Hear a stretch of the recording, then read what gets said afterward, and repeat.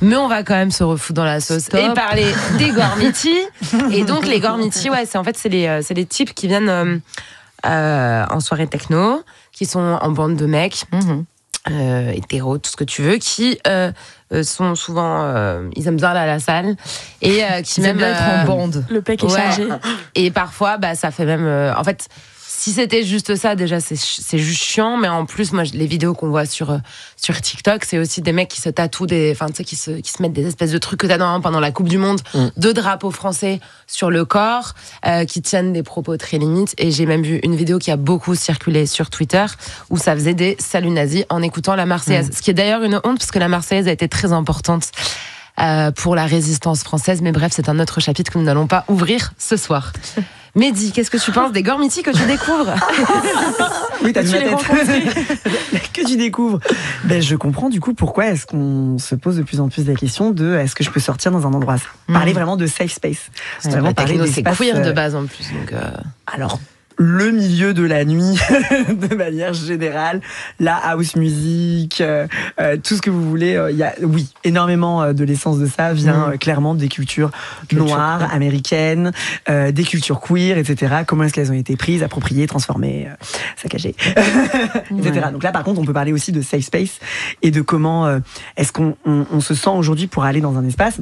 On n'a pas besoin, et je suis scandalisée et toujours très triste d'entendre les témoignages de femmes qui souffrent de pas savoir comment s'habiller parce que ça fait chier, parce que putain, il y avait une trend sur TikTok qui était exceptionnelle et qui était super sur drôle. Le métro. Non, sur les nanas qui disent tu sais, c'est le truc de je crois que c'était un mec qui s'est lancé sur TikTok en disant mais on va imaginer, on va vous laisser une journée toute seule, pas d'homme sur terre. Ah oui, t'as la lande. Ouais. Et là, t'as toutes les nanas qui répondent et qui font ça va être trop bien. Même 1 heure, même 5 minutes. On va vivre nos meilleures vies, on va pouvoir. Je sors nu. C'est génial d'aller lire les commentaires à ce moment-là, parce que tu te rends compte qu'en fait, vous pouvez vous plaindre et pas arrêter de dire non mais pas tous les hommes. Désolé, mais en fait, de base, on est tous des potentiels harceleurs, on est tous des potentiels relous. Et dans le milieu gay, c'est pareil. Moi, je peux témoigner de 25 000 soirées où on m'a mis la main au paquet, au cul, au machin, parce que ils se disaient que c'est pas grave, on est entre nous. Non, mais en fait, me touche pas, je te connais pas, j'ai pas envie que tu me touches, tu pues, t'es là, t'es moche. Les milieux queer n'en sont pas exempts. Voilà, c'est vraiment pour dire ça. Voilà, l'ennemi n'est pas essentiellement que même le DEL en tant que meuf, où des fois tu te dis je vais aller quand j'étais plus jeune, ça m'est déjà arrivé, je vais aller dans un club gay avec des mecs gays et tout. Pareil, tu te fais toucher et tout en fait, parce que c'est pas grave, truc. Bon, ça reste une objectivisation sur un piédestal de toute façon de tout ce qui rassure. Hein. Et là où je suis d'accord avec toi, c'est que de toute façon tous les. Mais je peux pas moi. Soirée Dyke. Ou rien. Mais tous les milieux reproduisent de toute façon le même schéma. Hein. Aucun n'arrive à s'en défaire parce que c'est une grande difficulté. Je dis soirée Dyke, mais ouais. En tout cas, ça peut arriver dans tous les milieux. Moi, c'est juste forcément petit à petit, je me suis sentie plus safe. J'ai très vite fait des fêtes qui étaient queer. C'est très vite, j'ai décidé de n'aller que là-bas. Mais j'ai quand même vécu des expériences où il y avait des violences et des choses pas ok dans tous les milieux. Mais il faut préserver ces espaces safe. On en a besoin. Bien sûr. Pour pouvoir s'exprimer, vivre et être en communauté. Parce que, mais pourquoi au-delà de... Parce que, imaginons, si tu veux faire une soirée que gay ou que lesbienne, en fait, en vrai, tu peux le faire chez toi, t'invites que des gens, machin, t'es sûr. Oui, mais ça, pourquoi c'est important de le revendiquer aussi? Parce que j'ai déjà entendu, moi, quand même, des gens dire, je vais pas citer où ni comment, non, mais les soirées gays, c'est hétérophobe. Alors, on va reprendre. Pourquoi? Non, mais c'est véridique. C'est comme le racisme anti-blanc. Alors, on y va, c'est parti. Déconstruction number one. Non, mais c'est une identité tellement oppressée que c'est hyper important de le revendiquer, quoi. Pour moi, c'est évident. Mais si tu devais l'expliquer à... On va faire comme ça. Si tu devais l'expliquer à un enfant de 5 ans, pourquoi est-ce que c'est important les soirées en non-mixité, justement, les soirées queer, etc. Aussi, on peut se dire que les dominants, ils ont tout le temps des soirées... Enfin, ils sont... C'est même pas des soirées, ils ont la société pour être en espace majoritaire. Genre dans l'espace de pouvoir, c'est tous les mêmes. En fait, ils sont déjà en non-mixité, mais de dominants entre eux. C'est la création des espaces. C'est ça, et c'est même eux qui décident qu'est-ce qu'il y a un espace ou pas, qui a le droit d'y rentrer, etc. C'est toujours plus simple de pointer du doigt le petit pourcentage de petites soirées exclusives, réservées, qui sont des espaces safe pour des communautés pour pouvoir se rassembler. En fait, prenez le prisme extrêmement large. On peut parler de toute la transphobie ambiante, de toutes les racismes, tout ce qui est phobie, etc., etc. C'est plus facile de pointer du doigt la minorité pour ne pas regarder son privilège et l'ensemble de ses possibles. Merde, j'ai 95% de l'univers pour moi et on ne me laisse pas ces 5 derniers-là. Voilà, bon, écoute, change de prisme un petit peu, s'il te plaît. Ouais. Et on le voit, la fête peut être politique, mais est-ce que la politique peut être une fête ? Est-ce qu'il faut militer par la fête, Mathilde Caillard ? Oui, carrément. En fait, la politique, ça semble toujours un peu un truc un peu lointain, un peu absurde, enfin pas absurde du tout, mais un truc d'expert, quoi, un peu technique. Alors qu'en fait, nos existences sont politiques, tout est politique. Le fait que je porte un pantalon aujourd'hui, ça a été un moment une décision prise par des gens en haut lieu qui ont toléré et qui ont accepté que les personnes perçues comme femmes puissent porter des pantalons alors qu'il y a un moment où c'était juste pas autorisé. Donc en fait, tout ce qui nous entoure à un moment était pris par une décision politique, par des gens qui ont été élus pour le faire. Et donc, une fois qu'on a dit ça dédramatise un peu, ok, la politique c'est partout, c'est pas un gros mot, c'est pas un truc un peu éloigné, ça nous concerne. Et donc, on peut, la politique elle infiltre un peu tous nos espaces de vie et nous-mêmes. Et la fête aussi peut être politique, et surtout la politique peut être de la fête, parce que la fête c'est aussi un moyen, on en a beaucoup parlé, de mobiliser aussi l'art, la culture, et une des manières de convaincre pour beaucoup de militants, c'est de se dire on va utiliser des éléments très rationnels, très chiffrés, avec des sources, et pour ça les gens vont venir à nous comme par magie. Mais en fait non, parce qu'on a un cerveau, mais on a aussi un cœur et on ressent des choses, quoi. On n'est pas des machines, et on a besoin d'être touché par nos émotions. Et quand on revient même à la racine du mot émotion, movere en latin, ça veut dire le mouvement. Et les émotions, c'est ce qui met en mouvement, c'est ce qui permet justement, on parle de la danse, mais du mouvement en général, et aussi de se mettre en mouvement pour un monde plus juste, ou pour imaginer des lendemains qui chantent et qui sont plus beaux que ceux qu'on a actuellement. Et donc, utiliser l'art, la culture, la danse, la fête pour parler de politique, c'est aussi hyper important, ne serait-ce que pour gagner, quoi. Et toi, tu t'es fait... à nouveau, c'est très, très énervant. Quand tu as commencé justement à injecter toute cette fête dans les manifestations à l'époque des mobilisations pour la réforme des retraites, t'étais là, tu faisais la fête en manif, t'as fait un gros buzz, ça a été à l'international sur d'une vidéo où on te voyait chanter et danser en même temps. Il y a plein de militants de gauche qui ont trouvé que c'était pas normal que tu fasses ça. Qu'est-ce qui s'est passé à ce moment-là ? En fait, oui, ils avaient l'impression que du coup, je desservais la cause, que c'était pas très sérieux, mais pour moi, c'est vraiment une méconnaissance de même l'histoire des luttes. À travers l'histoire, vraiment, je ne veux pas commencer une disserte comme ça, il ne faut pas dire de tout temps, les hommes, les femmes. Non, mais voilà. La crème, c'est un philo, ça, c'est mauvaise note. Hein. Non, mais voilà, donc je coupe ça, mais ça a été toujours utilisé dans tout type de revendication politique dans l'histoire des luttes. L'utilisation de l'art, la culture, la musique, la danse, c'est central, c'est vraiment, mais pléthore d'exemples, même pendant la Révolution française, la carmagnole, on danse la carmagnole, enfin vraiment, ça a toujours été présent, quoi. Pourquoi ? Parce que déjà, ça nous motive, ça nous remobilise, c'est super chouette, en fait, on y trouve de la joie qui est centrale, parce que quand tu t'es fait gazer le lendemain, en fait, tu vas pas y retourner si jamais t'as même pas un moment un peu collectif où tu dis, en fait, je vais pas juste tirer la tronche et ça va pas être horrible. Et t'as aussi l'enjeu de pouvoir parler, attirer les gens parce que tu vas justement les émouvoir et mobiliser leurs émotions. Et du coup, rien que pour ça, en fait, c'est juste hyper important, même d'un point de vue pragmatique, et aussi encore plus quand t'as un pouvoir qui est de plus en plus répressif. En fait, d'utiliser des chemins de traverse, un pas de côté, et justement d'utiliser un peu des voies détournées, l'humour, la danse, la musique, pour continuer à protester ou à exprimer une opinion politique qui diverge de celle qui est dominante, en fait, c'est une force de pouvoir avoir ces autres langages, justement. Et dans un monde qui s'écroule chaque jour, tu le disais tout à l'heure, Mehdi, est-ce que faire la fête, c'est un privilège ou une nécessité ? Ah ! Oh ! Quelle analyse. Et voilà, bien à toi. Non, je pense que c'est un peu des deux, malheureusement, parce que si tu prends encore une fois ton prisme un peu de l'extérieur et que tu regardes, déjà on a cette chance de pouvoir la faire, la fête, de pouvoir poser le cerveau de côté pour penser à autre chose et à se mettre dans le moment présent. Je pense à d'autres pays ou d'autres instants en guerre actuellement qui ne peuvent même pas se poser la question d'être en fait. Donc oui, à cet endroit-là, clairement, dans ma position d'homme français installé à Paris, quand je l'apprends, clairement, c'est un privilège. C'est un privilège. Et c'est également une nécessité parce que on a besoin de ces espaces, on a besoin de mettre le cerveau en pause à certains endroits, chacun avec ses vecteurs différents. C'était intéressant tout à l'heure quand tu posais justement la question, est-ce qu'on a besoin d'être en communauté obligatoirement ? Ça commence à partir de combien de personnes, etc. Avec l'âge, moi je fais plus du tout la fête de la même manière, et maintenant je peux le dire avec l'âge, puisqu'on sait bien que je suis le plus âgé de cette tablée. Mais il y avait l'aspect social de base au départ. Moi la fête, je l'ai découverte avec ma famille, mes parents, c'était très culturel. C'était la manière dont nous, Algériens, on fait la fête en famille, et du coup, non, il y a vraiment pas d'alcool du tout, et elle est en plein après-midi la fête, et il y a les femmes dans une salle et il y a les hommes de l'autre, et comment en grandissant et en vieillissant et aujourd'hui, la fête pour moi c'est juste de me retrouver avec 3 potes, avec 3 bières et Britney Spears et Kylie Minogue derrière, et je suis hyper heureux. Je suis la meilleure vie. Et c'est formidable. On a parlé de la fête justement au moment de crise. Là, on a beaucoup parlé de crise globale quand même, mais au niveau des crises personnelles, une rupture, un problème divers, même du deuil, est-ce que la fête, ça peut guérir ? Je suis pas sûr que la fête, ça puisse guérir quoi que ce soit, parce que ça reste quand même un placebo pour soi, un placebo à partir du moment où on va répondre quand même à une image de soi qui est pas celle qu'on a envie de voir forcément, et qui est pas celle surtout qu'on peut produire suivant dans l'état dans lequel on est. Par exemple, quand on a tous été largués, ou on a peut-être tous largué aussi, à un moment donné, c'est compliqué aussi de pouvoir essayer de mettre de côté cette image-là, de mettre ce que tu disais tout à l'heure, le cerveau de côté.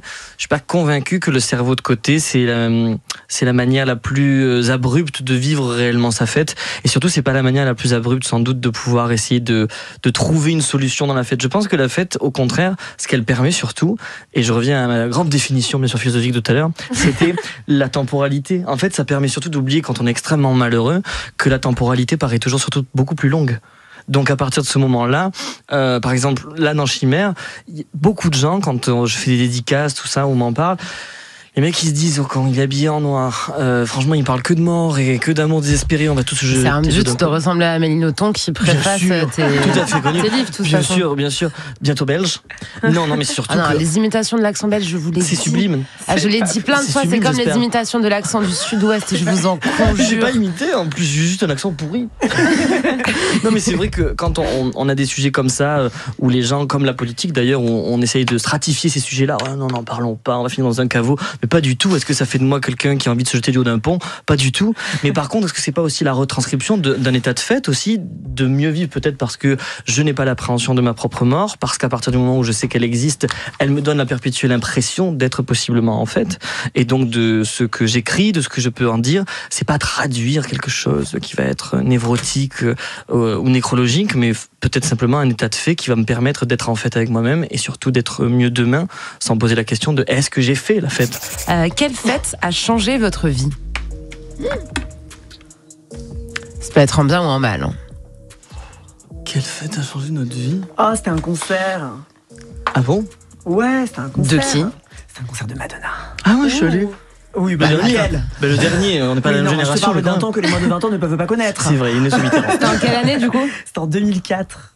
Ah non. T'étais majeur en 2000 ? J'avais 18 ans. C'est l'année de mes 18 ans, et Madonna à l'époque, dans l'anecdote, sa carrière n'allait pas très bien.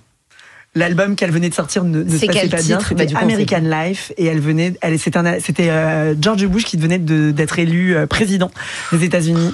C'était un républicain, donc c'était un parti de Trump à l'époque, et c'était le début de la guerre en Irak. Et du coup, elle a fait un album hyper engagé, hyper politique, où elle était en mode, parce que pionnière sur vraiment l'idée de la défense de tout, des LGBT, des minorités, de ce que tu veux. Et elle avait fait un album hyper engagé anti-américain, sauf qu'elle est américaine, donc ça a été extrêmement mal reçu. Et comme l'album n'avait pas du tout marché, ils ont dit on va faire la tournée des adieux, comme si sa carrière allait s'arrêter le lendemain. Et la tournée était dingue. Et là, je suis sortie du spectacle en disant mais en fait, cette femme a tout compris, et c'est le type d'artiste que je veux admirer.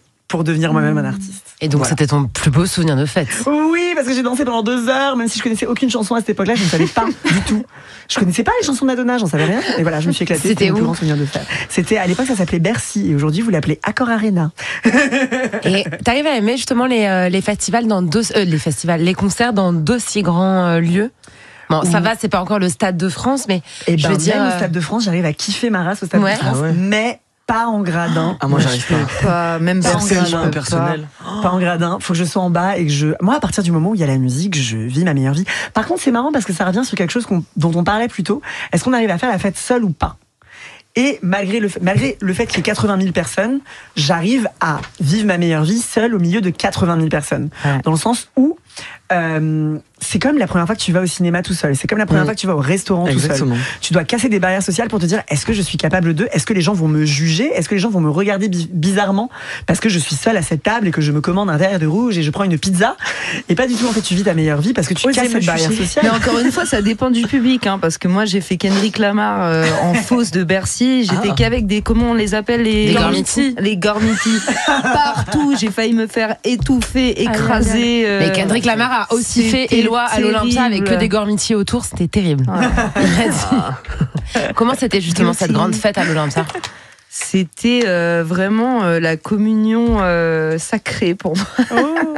Non, mais en fait, c'est déjà, je viens du coin, je viens de Paris, donc il y a toujours un public que je connais depuis très longtemps et qui a grandi petit à petit, mais du coup, c'est un peu le jouer à la maison, quoi. Et du coup, je parlais d'intensité. Moi, c'est vrai que je fais aussi moins la fête depuis que je fais des concerts parce que c'est l'endroit où je trouve la plus grande intensité de façon. Et c'est marrant parce que je suis d'un côté et le public de l'autre, mais pourtant, il y a des moments où la frontière, elle n'existe plus. Enfin, sur mon live, en tout cas, c'est ce que je ressens. Je vais te poser la question que d'ailleurs les gens se posent toujours dans le public. C'est est-ce que vous repérez des gens dans la foule ou pas? Bien sûr.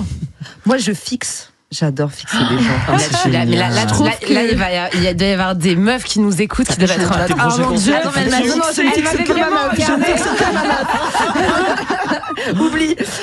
Non, mais en fait, moi, en tout cas, ce qui fait que je me détends, c'est si j'arrive à accrocher le regard de quelqu'un et que je suis vraiment en train de pas performer devant quelque chose de totalement abstrait que j'arrive pas à, voilà, et je ressors et je me dis c'était qui, c'était quoi. Donc non, j'essaye de passer plein de moments où j'essaye d'attraper un petit peu tout ce que je vois. Bon, après elle est grande la salle. Ouais. Ça devient il y avait tout quelque chose d'abstrait au bout, et puis les balcons, ça fait toujours très peur, les balcons, parce que t'as beaucoup de Et tu sais, parce que c'est les pros et tout qui sont assis, les bras croisés. Arrêtez de croiser vos bras, les pros, s'il vous plaît. Non, mais voilà, mais sinon, l'Olympia, c'était. En plus, vu que mon live est devenu très électronique sur ce concert-là, ce show-là, c'est vrai que même moi, je suis vraiment dans le plaisir. J'ai beaucoup d'espace pour danser. Je module beaucoup de choses sur scène. J'ai beaucoup d'instruments. J'en avais moins avant. Donc, il y a des moments où je suis purement dans l'instrumental, et ça amène quelque chose d'hyper festif dans le côté très électronique, en tout cas.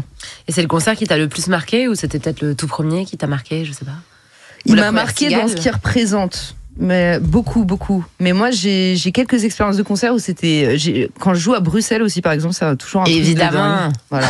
T'as joué où à Bruxelles? J'ai joué au Botanique plusieurs fois, mais la dernière fois, j'avais vraiment fait dans la grande scène, et c'était incroyable. Le public est tellement investi. Donc voilà, j'ai des expériences comme ça où c'était vraiment très fort. On va t'attendre à l'ancienne Belgique, là, si nous écoutons en replay, invitez loin un peu, parce que je pense que ça peut... Je fais Bruxelles à l'automne. Ça peut donner. Votre pire souvenir de fête? Je vais jamais vous obliger à raconter un trauma à nouveau, mais voilà, est-ce que vous avez un pire souvenir de fête à raconter, une anecdote, un truc? Commencez, moi j'en ai en stock. Irracontable? Non, j'en ai des irracontables, mais ça je les garde pour moi. Non, moi j'ai fait Ozora et j'ai détesté. Ah waouh. Je suis désolée, je suis sûre qu'il y a quelle vibe t'étais plus jeune, c'est bon, je suis en train de comprendre. Un peu, j'ai fait ça une fois. J'étais pas tant dans cette vibe que ça, mais j'ai des amis qui l'étaient, donc j'aimais bien la trance, j'aimais bien. Donc je sais pas, j'étais jeune, et en fait c'est 8 jours, c'est tellement long, et en fait les décibels sont montés chaque jour. Donc tu rentres dans un espèce de truc où tu deviens fou. Enfin, moi, ça m'a fait grave au bout de 8 jours. Non, parce que même quand tu dors, le truc s'arrête jamais, donc t'as des vibrations dans le sol qui s'arrêtent jamais. Puis je sais pas, il y avait tout le truc, justement, quand on parle de fête politique. Moi, je suis un peu... Non, mais peut-être je vais m'attirer des foudres. Mais Je sais pas, c'est censé être aussi assez politique comme festival, mais t'as un supermarché. Enfin, c'est quand même très capitaliste d'une certaine manière aussi, donc c'est un peu dissonant par moment. Donc moi, dans les 8 jours, c'était un stage, c'était une épreuve à la fin. Je l'ai pas très bien vécu.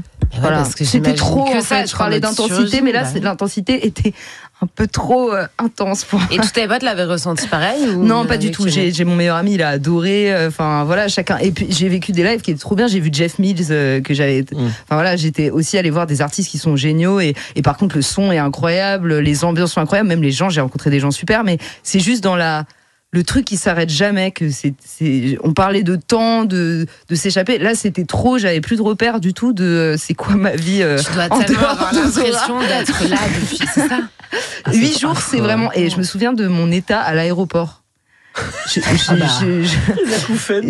Non, mais j'étais comme traumatisée, quoi. Je sais pas combien de temps tu m'as retombé d'un truc. Mais j'ai des amis qui ont adoré, donc moi, il y a des moments géniaux. Mais voilà, dans l'ensemble, ça m'a un peu. J'étais en mode, je referai pas de festival aussi long. Voilà. Samuel. Très franchement, alors tout ce qui est lié au concert, généralement, même ceux que je n'ai pas aimés, sont toujours des expériences que j'ai aimé vivre, du moins, parce que moi ça m'a permis de savoir que j'aimais pas.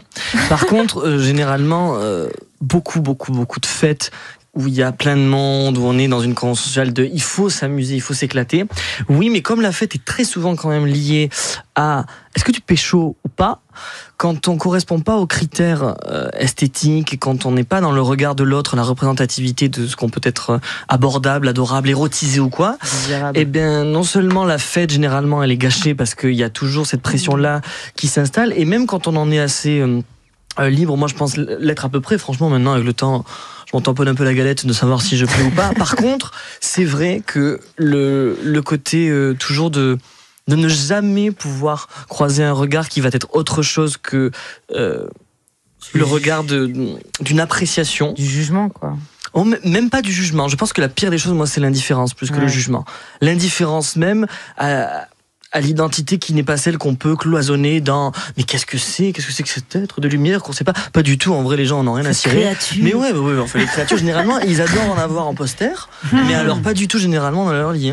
Les gens, c'est quand même très bizarre. Et c'est vrai que la critérisation quand même de la fête sur des bases esthétiques, c'est quand même une prérogative qui est tellement un privilège et qui fait que généralement, quand on a même des personnalités comme la mienne qui est assez adaptable et comme ça, qui peut être à la fois enjouée et tout ça, ça n'empêche pas la solitude quand on est dans une grande collectivité d'âme et d'esprit, sur du Clara Luciani à Turquie, quoi. Et il y a déjà des fois, du coup, tu as ressenti cette solitude particulièrement, ou c'est un sentiment diffus? C'est diffus, mais ça peut être accentué. Tout le monde se pécho autour. C'est-à-dire que il y a la première étape, c'est ça. C'est-à-dire que tu te compares en disant mais bordel, mais quand même, je suis pas un tronc là, il y a quelqu'un là, je suis pas un arbre. Et c'est vrai qu'à un moment donné, on passe cette étape-là et on se pose même plus la question parce qu'on se dit en fait. Il y a même pas de raison psychologique, psychique ou physique à donner, mais il y a juste la réalité de on n'existe pas. Et c'est ça le plus difficile, c'est que quand on arrive à passer le cap de l'appréciation des autres, il y a quand même un moment où le raccord avec la réalité, c'est mais bordel, j'existe. Et tu vois, quand j'écris, que ce soit dans Chimère ou dans Litanie, ou même des paroles de chansons, puisque maintenant c'est mon métier d'écrire des chansons pour les autres, c'est pas la retranscription que j'ai envie d'être au travers d'une voix de quelqu'un d'autre et de ce qu'il va pouvoir donner comme expressivité à la voix que je n'ai pas, mais c'est surtout de dire, mais en fait, ce discours-là que je tiens, il vient de quelqu'un qui est vivant et qui a juste pas réussi à être perméable, poreux, du moins, dans ton regard, à toi, public, à toi, personne que j'ai envie d'aimer ou pas. Et je trouve que c'est quand même très désolant d'être perpétuellement indifférent à ce qu'on ne veut pas croire et ne pas être. Et là, c'est là où je trouve quand même la grande difficulté des étiquettes, moi, m'a beaucoup pesé. C'est de toujours savoir et expliquer ce qu'on est. Moi, je pense surtout qu'il faut surtout gravement se paumer pour savoir ce qu'on cherche. Donc, à partir du moment où on ne sait pas qui, où et comment quoi, c'est aussi la permissivité et le droit à pouvoir explorer des choses qu'on ne connaît pas. Ça plombe, hein? Pas du tout. Il y a des vrais. Ça part et ça permet de développer plein de trucs parce qu'il y a un milliard d'interrogations et j'ai envie de rebondir, de réfléchir et du coup de poser des questions, etc. Donc non, t'inquiète pas, ça plombe pas. Au contraire. Qu'est-ce que t'en penses, Mehdi?